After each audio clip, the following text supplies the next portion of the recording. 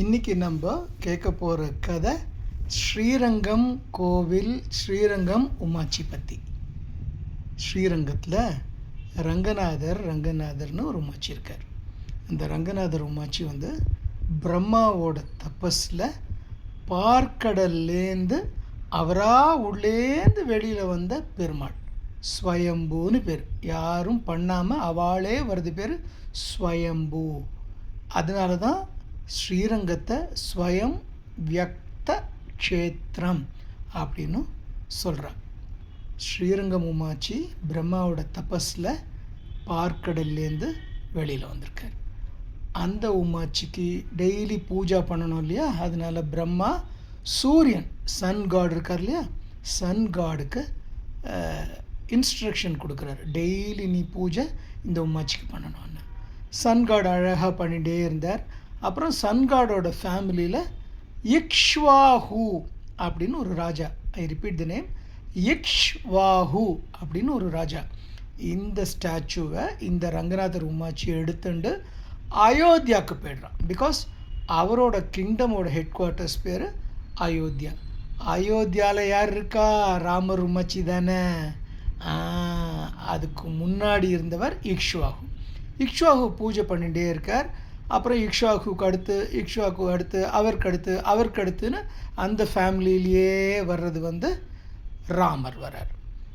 இந்த mean time Ramayanam, Ramar ராவணனோட சண்டை போட்டு சீதா மாதாவை திருப்பி கூட்டின்னு அதுக்கப்புறம் திருப்பி அயோத்தியாவில் பட்டாபிஷேகம் பண்ணுற சமயத்தில் விபீஷணன், ராவணனோட பிரதர் விபீஷணன் அங்கே வந்திருந்தார். Vibhishana was so nice and so good a person. அதனால் பட்டாபிஷேகத்துக்கு வந்த விபீஷணனை ராமர் நித்தியப்படி தொட்டு அர்ச்சனை பண்ண மூர்த்தியை விபீஷணனுக்கு கிஃப்டாக கொடுத்து, நீ இந்த விக்கிரகத்தை உங்கள் ஊருக்கு எடுத்துகிட்டு போய், இந்த உமாச்சியை உங்கள் ஊருக்கு எடுத்துகிட்டு போய் வச்சு பூஜை பண்ணு, நான் என்றைக்கும் உன்னோடையே இருப்பேன் அப்படின்னு சொல்லி உமாச்சியை கொடுக்குறார். விபீஷணனா ஸோ ஹாப்பி. அந்த உமாச்சியை வாங்கிட்டு கீழே வைக்கூடாமல் கையில் வச்சுக்காம தலையில் வச்சுட்டு அயோத்தியாலேருந்து ட்ராவல் பண்ணுறார்.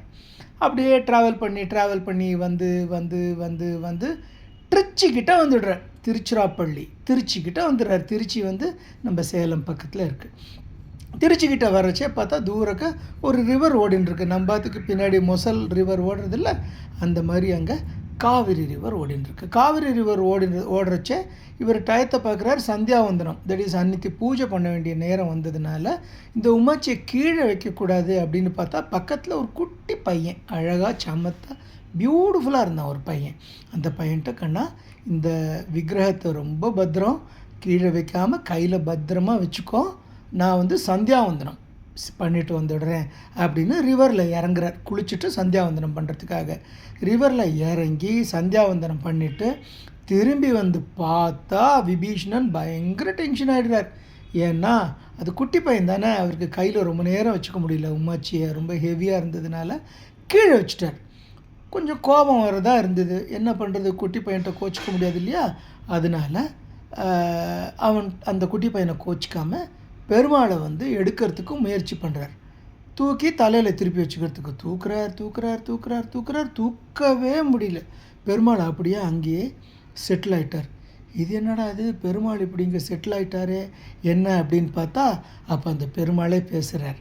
நான் இந்த இடம் எனக்கு ரொம்ப பிடிச்சிருக்கு, நான் இந்த இடத்துலையே இருக்கேன், நான் உங்கள் ஊருக்கு வரத்துக்கு பதிலாக இங்கேருந்து சவுத் டைரெக்ஷனில் உங்கள் ஊர் இருக்கிறதுனால யூஸ்வலாக ஈஸ்ட்டோ வெஸ்ட்டோ பார்க்குறேன்னா ஃபார் அ சேஞ்ச் சவுத் உன்னோட ஊரையே பார்த்துட்டு இந்த ஊர்லேயே இருக்கேன் அப்படின்னு அந்த ஊர்லேயே உட்காந்துட்டுறார் சுவாமி.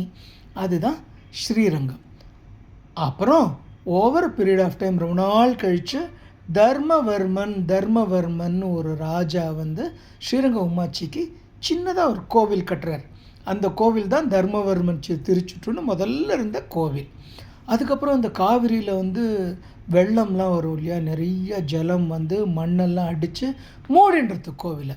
அப்புறம் பின்னாடி ரொம்ப நாள் ஸ்ரீரங்கம் கோவில் எங்கே இருக்குதுன்னே தெரியாமல் சிரமப்பட்டு இருக்கிறச்சே ஒரு கிளி, பேரட், பச்சை கலரில் இருக்கும் இல்லையா கிளி, அந்த கிளி ஒரு ராஜாக்கு, ஒரு சோழ ராஜாக்கு இங்கே தான் இருக்குதுன்னு காமிச்சு கொடுத்து தான்.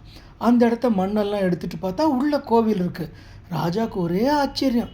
அந்த இடத்துல அழகாக பிரம்மாண்டமாக சூப்பராக ஒரு கோவில் கட்டி, அங்கே இப்போ இருக்கிற நம்ம ஸ்ரீரங்கம் கோவில் வந்து அந்த ராஜா கட்டினது தான்.